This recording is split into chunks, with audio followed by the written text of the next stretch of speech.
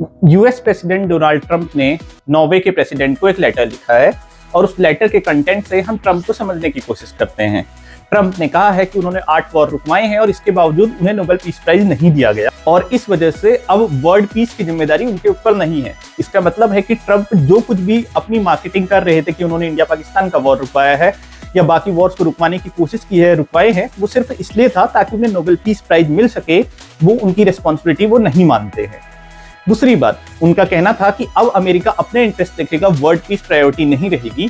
तो इसका मतलब है कि वर्ल्ड पीस यूएस की प्रायोरिटी लिस्ट में नहीं है। यूएस मानता है कि अगर वो अपने इंटरेस्ट पूरा करेगा तो वर्ल्ड पीस के अगेंस्ट होंगे। वो हमने वेनेजुएला में देखा, वो ग्रीनलैंड में हमें दिख रहा है और ये आगे भी दिखता रहेगा जहां ट्रंप इंपीरियलिज्म की साइड चले जाएंगे। अगर हम देखें तो ट्रंप का अभी का रवैया सेकेंड वर्ल्ड वॉर से पहले हिटलर के रवैये से काफी मेल खाता है और यूरोप का रिस्पॉन्स भी कुछ हद तक वैसा ही है जो उन्होंने हिटलर के लिए दिया था।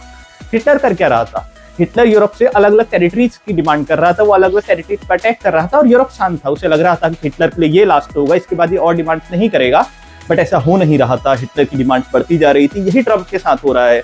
लग रहा था कि वेनेजुएला पे शांत रहेंगे तो हो जाएगा, पर फिर ईरान का मसला आया, फिर ग्रीनलैंड का मसला आया और ये चेन चलती रहेगी और जो सपोर्ट नहीं करेंगे उन पर टैरिफ लगेगा, चाहे वो पुराने एलाइज क्यों ना हो। इंडिया पुराना एग्जाम्पल था, फ्रांस नया एग्जाम्पल है, कल कोई और होगा।